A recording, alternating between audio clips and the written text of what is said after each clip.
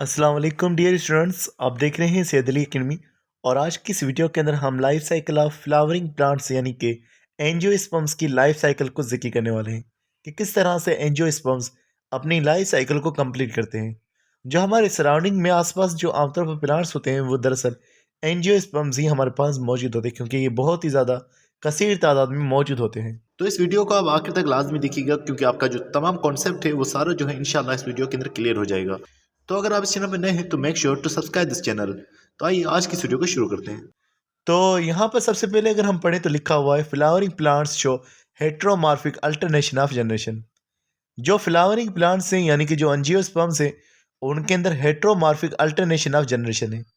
In terms को हम पहले ही समझ चुके हैं, जैसे कि हेट्रोमॉर्फिक का मतलब होता है जिसके अंदर दो अलग अलग शक्लें मौजूद हों, यानी गेमेटोफाइट अलग होगा, स्पोरोफाइट अलग होगा। और उसके अलावा अल्टरनेशन ऑफ जनरेशन यानी कि एक जनरेशन ख़त्म होगी, यानी स्पोरोफाइट जनरेशन ख़त्म हो जाएगी तो गेमेटोफाइटिक जनरेशन शुरू हो जाएगी। तो अब हम देखते हैं जिसे लिखा हुआ है the haploid gametophyte alternates with diploid sporophyte. जो गेमेटोफाइट है वो हेप्लॉइड है, वो चेंज हो जाएगा डिप्लॉइड स्पोरोफाइट में, फिर दोबारा से डिप्लॉइड स्पोरोफाइट हैप्लॉइड गेमेटोफाइट को प्रोड्यूस करेगा। तो इस तरह से इनकी लाइफ साइकिल चलती रहेगी। The gametophyte generation is reduce the main plant bodies sporophyte. जो गेमेटोफाइट है वो बहुत शॉर्ट टाइम के लिए होगा, यानी कि उसकी जनरेशन रिड्यूस्ड है, और जो मेन बॉडी है उनकी वो स्पोरोफाइट कहलवाएगी। यानी जो दरख्त होगा वो उनका स्पोरोफाइट, और जो फ्लावर होगा उसके अंदर इसके गेमेटोफाइट मौजूद होंगे। तो अब इस येलो चार्ट को पढ़ेंगे तो यहाँ लिखा हुआ in the life cycle of plant. Plant की लाइफ साइकिल के अंदर meiosis produce female and male haploid spores, each of which undergo cell division by mitosis to produce multicellular haploid stage, the female or male gametophyte। यानी plant के अंदर यानी sporophyte के अंदर पहले मियोसिस होगी, और मियोसिस के नतीजे में मेल और फीमेल जो है स्पोर्स प्रोड्यूस होंगे। और वो जो स्पोर्स होंगे, क्योंकि मियोसिस हुई है तो स्पोर्स जो होंगे वो हैप्लॉइड हो जाएंगे, यानी क्रोमोसोम का नंबर उनमें कम हो जाएगा। फिर ये होगा कि उन स्पोर्स के अंदर माइटोसिस होगी, यानी वो स्पोर्स डिवाइड होना शुरू हो जाएंगे, वो डेवलप होना शुरू हो जाएंगे, और सेल डिवीजन के नतीजे में उनके अंदर ज़्यादा सेल्स प्रोड्यूस हो जाएंगे, और फिर वो कन्वर्ट हो जाएंगे मेल या फीमेल गेमेटोफाइट के अंदर। यानी जो मेल और फीमेल गेमेटोफाइट है वो प्लांट बॉडी में बन रहा है, स्पोरोफाइट में से बन रहा है, और शुरू में वो हैप्लॉइड स्ट्रक्चर होगा, और उसी हैप्लॉइड स्ट्रक्चर के अंदर मेल और फीमेल गेमेटोफाइट हमारे पास मौजूद है, लेकिन वो ज़्यादा सेल वाले हो जाएंगे। These gametophyte produce haploid gamete by mitotic division। In gametophytes के अंदर गैमेट्स प्रोड्यूस होंगे, लेकिन गैमेट्स माइटोसिस के जरिए से प्रोड्यूस होंगे। यानी जो क्रोमोसोम गेमेटोफाइट में मौजूद होंगे वही क्रोमोसोम गैमेट्स में भी मौजूद होंगे। Two gametes fuse to form a diploid zygote which undergo mitotic division to produce the diploid life stage, the sporophyte। जो गेमेट्स थे, जो हैप्लॉइड गेमेट्स थे, जो गेमेटोफाइट से प्रोड्यूस हुए हैं, वो आपस में फ्यूज होंगे। तो फ्यूज होने के बाद वो एक स्ट्रक्चर को बना देंगे जिसको स्पोरोफाइट कहेंगे। अब ये स्पोरोफाइट जो है इनकी ज़िंदगी में डोमिनेंट स्ट्रक्चर रहेगा। फिर आगे चल करके स्पोरोफाइट जो है वो स्पोर्स को प्रोड्यूस करेगा काफ़ी टाइम के बाद, और स्पोर्स जो होंगे वो हैप्लॉइड होंगे, फिर दोबारा से वो गेमेटोफाइट को प्रोड्यूस करेंगे, मेल और फीमेल अलग अलग गेमेटोफाइट, और फिर उनके गेमेट्स मिल करके दोबारा से स्पोरोफाइट को जनरेट करेंगी। और शुरू के अंदर जो इनका जाइगोट होगा, जो इनका एम्ब्रियो होगा, वो सीड की सूरत में होगा। जब वो जर्मिनेट होगा तो फिर वो एक स्पोरोफाइट को जन्म देगा। अब इस पूरे पैराग्राफ को हम समझते हैं कि क्या यहाँ पर लिखा हुआ, किस तरह से इनकी लाइफ साइकिल होती है। सबसे पहले इनकी स्पोरोफाइट जनरेशन का जिक्र करते हैं। तो स्पोरोफाइट के हवाले से पहली हेडिंग में लिखा हुआ है असेक्सुअल रिप्रोडक्शन इन एंजियोस्पर्म्स, कि किस तरह से जो है स्पोरोफाइट के अंदर डिवीजन हो रही होती है और किस तरह से असेक्सुअल रिप्रोडक्शन हो रही होती है। तो लिखा हुआ है the main plant body is sporophyte that consist of root stem leaves and flowers. Sporophyte जो है उसके अंदर रूट स्टेम लीव्स और फ्लावर आ जाते हैं। Root stem and leaves are considered as vegetative part while the flower is the reproductive part. जो root stem और लीव्स हैं उनको हम वेजिटेटिव पार्ट कह रहे हैं, यानी उनका आमतौर पर रिप्रोडक्शन के अंदर अमल दखल नहीं होता। बाकी जो फ्लावर है उसको हम रिप्रोडक्टिव पार्ट कह रहे हैं। दरअसल जो वेजिटेटिव पार्ट्स है उनका असेक्सुअल रिप्रोडक्शन में हिस्सा होता है, सेक्सुअल रिप्रोडक्शन में उनका हिस्सा नहीं होता। फ्लावर क्योंकि वहाँ पर जो है रिप्रोडक्टिव पार्ट्स मौजूद होते हैं, इसीलिए उसको रिप्रोडक्टिव पार्ट कहते हैं। Flower is a compressed reproductive shoot with 4 whorls of modified leaves, carpels, petals, microsporophyll and megasporophyll। तो जो फ्लावर है उसके अंदर चार जो हैं अलग अलग तरह की पत्तियां, चार अलग अलग तरह के स्ट्रक्चर्स मौजूद हैं जिनके अंदर सेपल्स हैं। सेपल्स जो हैं वो आमतौर पर जो ग्रीन पत्तियां होती हैं उन्हें जो है सेपल्स कहा जाता है। जिसके अंदर फ्लावर जो है बंद होता है उन्हें हम सेपल्स कह रहे होते हैं। उसके अलावा पेटल्स मौजूद होंगी जो रंगीन पत्तियां होंगी, और पेटल्स के अंदर बीच में कुछ स्ट्रक्चर्स होते हैं, जैसे एक हो गया माइक्रो स्पोरोफिल जिसको स्टेमिन कह रहे हैं, और उसके अलावा एक हो गया मेगा स्पोरोफिल जिसको कार्पेल कह रहे हैं। अब इनके हवाले से बात करें तो लिखा हुआ है micro sporophyll stamen is male reproductive structure and mega sporophyll carpel is female reproductive structure. जो स्टेमिन है और जो कार्पेल है वो एक मेल और एक फीमेल स्ट्रक्चर है। इस तस्वीर के अंदर जो है आप इनके स्ट्रक्चर्स को देख सकते हैं, जैसे कि यहाँ कुछ नाम है। रेसिपिटल, रेसिपिटल जो है इनके उभरे हुए स्ट्रक्चर को कहा जाता है। जो डंडी का ऊपर वाला उभरा हुआ स्ट्रक्चर होता है उसे रेसिपिटल कहा जाता है। उसके अलावा कुछ और स्ट्रक्चर्स हैं जैसे ग्रीन पत्तियां जिनको सेपल्स कहा गया है। उसके अलावा फ्लावर के अंदर मौजूद जो कलरफुल पत्तियां हैं उन्हें पेटल्स कहा जाएगा। उसके अलावा स्टेमिन जो कि मेल पार्ट है, ये आप देख सकते हैं, ये स्टेमिन है। स्टेमिन के भी दो हिस्से होते हैं, एक को फिलामेंट और एक को एंथर कहा जाता है। और उसके अलावा जो कार्पेल है यानी कि जो हमारे पास सिंपल पिस्टल है, उसके हमारे पास जो है तीन हिस्से हैं, स्टिग्मा, स्टाइल और ओवरी। तो ये हमारे पास एक फ्लावर का जो है स्ट्रक्चर होता है कि फ्लावर का स्ट्रक्चर इस तरह से हमारे पास आमतौर पर मौजूद होता है। अब हम यहाँ पर इन माइक्रोस्पोरोफाइलस को, स्टेमिन को और जो है कार्पेल्स को अलग अलग से जिक्र करने वाले हैं। तो यहाँ लिखा हुआ है microspores which later develop into pollen grains are produced by the microsporophylls or stamen. जो माइक्रोस्पोर्स हैं जो फिर पोलन ग्रेन का एक स्ट्रक्चर बना देते हैं, ये माइक्रोस्पोर्स जो हैं ये माइक्रोस्पोरोफिल या स्टेमिन के अंदर प्रोड्यूस होते हैं। Each stamen consist of a sac like anther and stalk called filament. इस स्टेमिन की दो हिस्से हैं, एक सेक लाइक एक बोरी की तरह का स्ट्रक्चर है जिसको एंथर कह रहे हैं, और एक डंडी नुमा स्ट्रक्चर है जिसको फिलामेंट कह रहे हैं। यूजुअली एंथर है 4 चेंबर्स कार पोलन सेक और माइक्रोस्पोरेंजिया।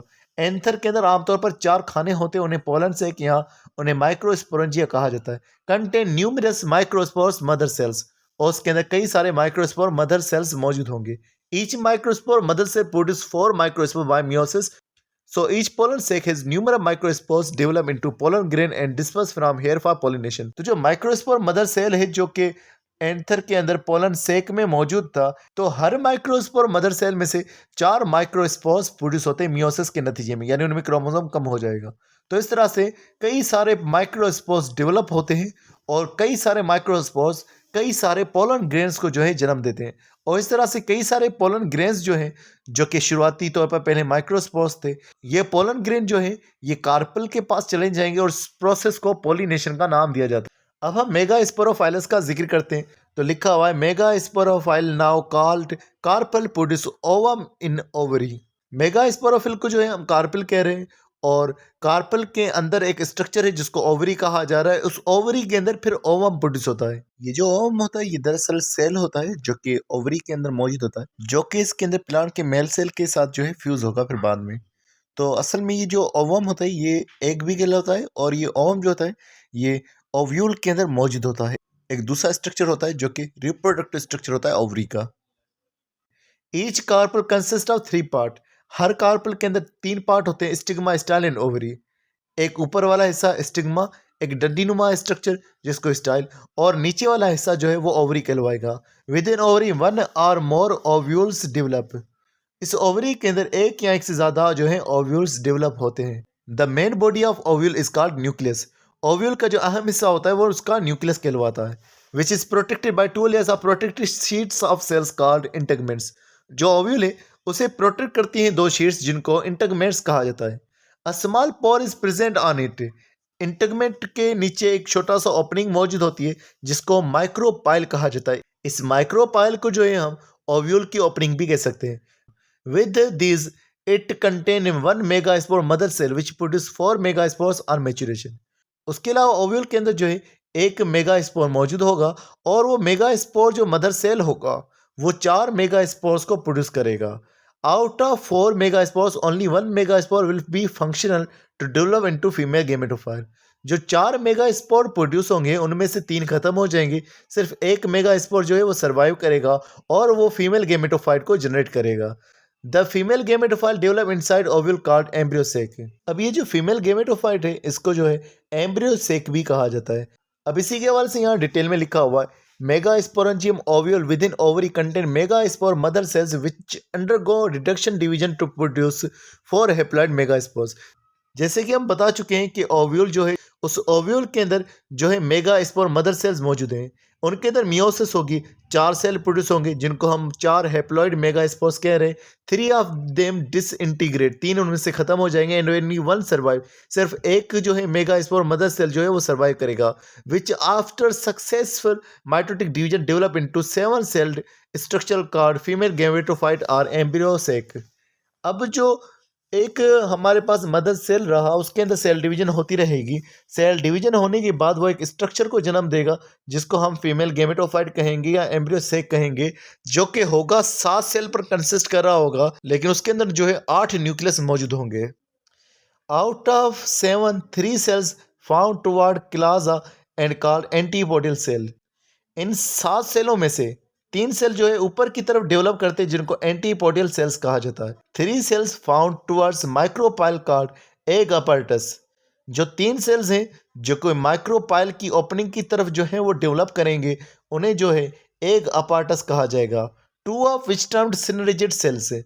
उन 3 सेल्स में से यानी एग अपैरेटस में से जो 2 सेल्स होंगे उन्हें सिनर्जिड्स कहा जाएगा and 1 comparatively large cell is called egg cell.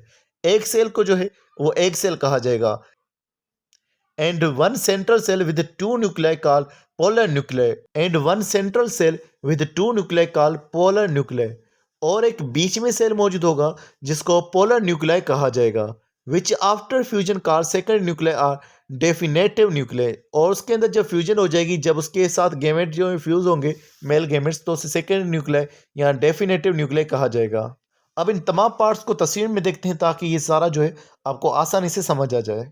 यहाँ इस तस्वीर में आप देखेंगे कि ये हमारे पास जो है स्टेमिन है और स्टेमिन के पास जो है ये जो ऊपर वाला हिस्सा है जो सर्किल किया हुआ है, ये ऊपर वाला हिस्सा है एंथर।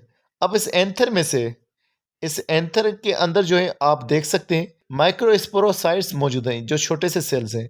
अब ये जो माइक्रोस्पोरोसाइट्स हैं इनके अंदर मियोसिस होगी तो जो है माइक्रोस्पोर बनेगा। फिर उस माइक्रोस्पोर से जो पोलन ग्रेन का स्ट्रक्चर बनेगा, ये पोलन ग्रेन का स्ट्रक्चर इस तरह से होगा जिसके अंदर 2 सेल्स मौजूद होंगे, एक को जनरेटिव सेल्स कहा जाएगा और दूसरे को ट्यूब सेल कहा जाएगा। जो जनरेटिव सेल होगा वो अगेन डिवाइड हो जाएगा 2 सेल्स के अंदर, यानी कि 2 स्पर्म्स के अंदर डिवाइड हो जाएगा। फिर उसके बाद जो है फर्टिलाइजेशन का वो प्रोसेस अंजाम देंगे फीमेल पार्ट के साथ। अब जो है हम फीमेल पार्ट को जिक्र कर रहे हैं जिसका नाम है हमारे पास carpel.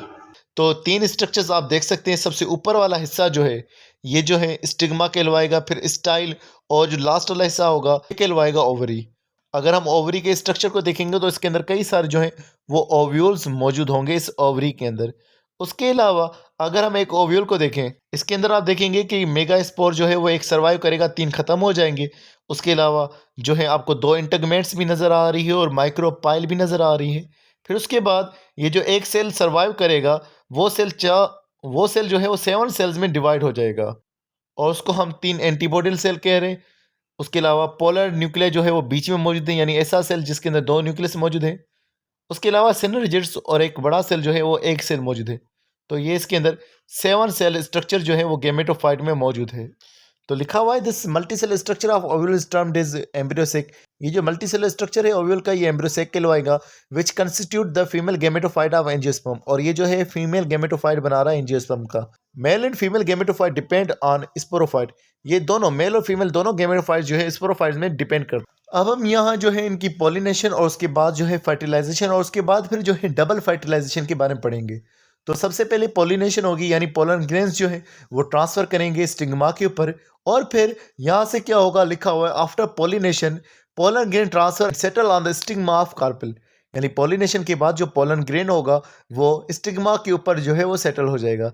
The pollen tube grows through the tissues of the stigma and style then enters the ovary with tube nucleus at its tip. तो होगा ये कि पोलन ग्रेन में से एक ट्यूब बनेगी जिसको पोलन ट्यूब कहा जाएगा। और ये पोलन ट्यूब जो होगी ये जो है दाखिल होती रहेगी ओवरी की तरफ। अब इस पोलन ग्रेन को गाइड कौन कर रहा है, पोलन ट्यूब को गाइड कौन कर रहा है? पोलन ग्रेन को जो है, पोलन ट्यूब को जो है गाइड करने वाले हैं सिनर्जिड्स, जो कि 2 सेल्स और एक के गिर्द मौजूद होते हैं। इनमें से केमिकल्स रिलीज होते हैं जिसकी वजह से पोलन ट्यूब जो है वो इनकी तरफ जा रही होती है। पोलन ट्यूब का इनकी तरफ जाना ये जो है कीमोट्रोफिक मूवमेंट कहलवाती है। When the tip of the pollen tube reaches an ovule, it enters the micropyle and then discharges into 2 sperm cells into the female gametophyte embryo sac. तो जब पोलन ट्यूब जो है वो पहुंच जाएगी ओव्यूल के पास, तो माइक्रोपाइल में से ये 2 जो है सेल्स को पहुंचा देगी इस फीमेल गेमेटोफाइट के अंदर, यानी ओव्यूल के अंदर। One sperm fertilize the egg cell to form zygote which further develop into an embryo, और उसमें से एम्ब्रियो बन जाएगा। By the time of fertilization occurs, the 2 polar nuclei of the female gametophyte have combined to form a diploid fusion nucleus. तो fertilisation के दौरान जो है जो पोलर न्यूक्लियाई थे वो जुड़ करके एक सेकेंडरी न्यूक्लियाई का स्ट्रक्चर बना चुके थे, with which the second sperm unites to form triploid nucleus structure. अब इनके साथ एक जो है स्पर्म जुड़ेगा तो ये जो है ट्रिप्लॉइड न्यूक्लियस स्ट्रक्चर बन जाएगा। This nucleus undergo series of division and a triploid cell called endosperm is formed. और फिर इस सेकेंडरी न्यूक्लियाई के अंदर जब एक स्पर्म फ्यूज हो जाएगा तो उनके अंदर सेल डिवीजन होना शुरू हो जाएगी और स्ट्रक्चर बन जाएगी जिसको एंडोस्पर्म कहा जाएगा। The endosperm function as the food for the embryo. तो एंडोस्पर्म जो है वो एक एम्ब्रियो के फूड का काम करेगा, यानी एंडोस्पर्म जो है वो फूड बन जाएगा। Food storage organ provide food to embryo at the time of germination. जो एंडोस्पर्म में फूड मौजूद होगा, ये फूड जो है एम्ब्रियो को दिया जाएगा जब वो जर्मिनेशन कर रहा होगा, यानी कि जब सीड उग रहा होगा तो फूड जो हासिल होगा वो उस टाइम पर जो है एंडोस्पर्म में से हासिल होगा। Double fertilization is a special type of fertilization which occurs only in angiospermic plant. Double fertilization जो है ये एक स्पेशल किस्म की फर्टिलाइजेशन है जो कि सिर्फ एंजियोस्पर्म्स के अंदर हो रही है। इसको हम डबल फर्टिलाइजेशन क्यों कह रहे हैं? क्योंकि 2 दफ़ा फ्यूजन हो रही है, 2 दफ़ा गेमेट्स फ्यूज हो रहे हैं। 2 दफ़ा किस तरह से? एक दफ़ा लिखा हुआ है during this process sperm fuse with the ovum to form oospore। एक दफ़ा स्पर्म जो है वो ओवम के साथ फ्यूज होगा तो वो oospore को बनाएगा और फिर वो जो है एम्ब्रियो बन जाएगा। The other sperm fuse with the secondary nucleus to form triploid endosperm nucleus. और जो दूसरा स्पर्म होगा वो फ्यूज हो जाएगा सेकेंडरी न्यूक्लियाई के साथ में, तो वो एक ट्रिप्लॉइड स्ट्रक्चर बना देगा जो बाद में एंडोस्पर्म में तब्दील हो जाएगा। After fertilization the ovule matures and develops into seed while ovary develops into fruit. Fertilization के बाद जो ओव्यूल होगा वो डेवलप हो जाएगा, मैच्योर हो जाएगा और वो सीड की सूरत इख्तियार कर देगा, while ovary develops into fruit. और जो ओवरी होगा वो फ्रूट में कन्वर्ट हो जाएगा। आप देखते हैं कि कई सारे जो प्लांट्स हैं उनके अंदर जो फ्रूट्स हैं उनके अंदर कई सारे सीड्स होते हैं, तो उसका मतलब भी ये होगा उसमें कई सारे ओव्यूल्स प्रेजेंट थे। The fruit not only help to protect the seed from the desiccation during the early development but also facilitate the dispersal by various means. तो जो फ्रूट है ना तो जो फ्रूट है वो सीड को बचाता है ताकि सीड सूख ना जाए शुरुआत के टाइम पर। उसका एक और फ़ायदा भी इस फ्रूट का वो ये कि कई जगहों पर जो है फ्रूट सीड को ट्रांसफ़र भी कर सकता है। जैसे किसी एनिमल ने जो है फ्रूट को खा लिया और फिर उसके वेस्ट मैटर के साथ में जो है वो कहीं और जगह पर फैल सकता है। इसके अलावा बर्ड भी खाकर जो है उसे कई और जगहों पर फ्रूट को फेंक सकती हैं। तो इस तरह से फ्रूट के फेंकने के साथ साथ जो है सीड जो है वो भी आगे आगे डिस्पर्स होता जाएगा, वो भी फैलता जाएगा। तो अब इसको हम एक और डायग्राम से देखते हैं। तो हमने जो है ये ओव्यूल का स्ट्रक्चर तो पढ़ लिया था कि ओव्यूल के अंदर किस तरह से जो है 7 सेल्स मौजूद होते हैं। फिर हमने पोलन ग्रेन का स्ट्रक्चर भी देख लिया था जिसके अंदर 3 सेल्स मौजूद होते हैं। 2 हमने कहा स्पर्म्स और एक जो है हमने कहा ट्यूब सेल। अब जो ट्यूब सेल होगा वो एक ट्यूब को फॉर्म करेगा। ट्यूब को किस तरह से फॉर्म करेगा? जब वो पोलन ग्रेन जो है वो पहुंच जाएगा स्टिग्मा के ऊपर तो वहाँ से जो है एक ट्यूब जो है वो जर्मिनेट होना शुरू हो जाएगी। अब ये जो ट्यूब है पोलन ट्यूब, इसके अंदर जो है 2 सेल्स आ रहे हैं जिनको स्पर्म कहा हुआ है। ये जो है ट्यूब के साथ साथ जो है ट्रेवल करती आएंगी और इनकी मंजिल कहाँ होगी वो हम देखने वाले हैं। साथ में आप यहाँ देख सकते हैं इस ट्यूब के आखिर में इस ट्यूब का जो न्यूक्लियस है वो भी मौजूद होगा। इस तरह से ये जो है ट्रांसफर होते रहेंगे और आकर के माइक्रोपाइल तक पहुंच जाएंगे। जैसे यहाँ पर आप देख रहे हैं ये सीधा जो है माइक्रोपाइल पर अटैच हो रहे हैं। अब माइक्रोपाइल पर अटैच होने के बाद जो है एक जो है वो फर्टिलाइजेशन हो जाएगी तो जाइगोट बनेगा और दूसरी जो फर्टिलाइजेशन होगी तो उसके बाद जो है एंडोस्पर्म बनेगा। तो इसलिए हम इसको डबल फर्टिलाइजेशन कह रहे होते हैं। फिर उसके बाद जो हमारे पास सीड बनेगा उसके 3 स्ट्रक्चर हो जाएंगे। इंटेगमेंट जो है वो सीड कोट में कन्वर्ट हो रही है और एंडोस्पर्म जो है फॉर्मेशन हो रही है और एम्ब्रियो फॉर्मेशन हो रही है। तो इस तरह से यहाँ पर ये काम हो रहे हैं और उसके बाद जब सीड जर्मिनेट होगा, सीड जब उगेगा तो उस दौरान जो फूड होगा एंजियोस्पर्म वो उसको जर्मिनेशन में ख़त्म हो जाएगा। तो ये एक छोटा-सा लाइफ़ साइकिल है जो कि आप देख सकते हैं और समझ सकते हैं कि बहुत ही आसानी के साथ यहाँ पर मौजूद है। तो डियर स्टूडेंट्स आज के लिए बस इतना था। तो नेक्स्ट वीडियो के अंदर हम इंशाल्लाह नेक्स्ट टॉपिक को ज़िक्र करेंगे। तो मिलते हैं नेक्स्ट वीडियो में, तब तक आप बहुत सारा ख्याल रखिएगा। अस्सलाम वालेकुम।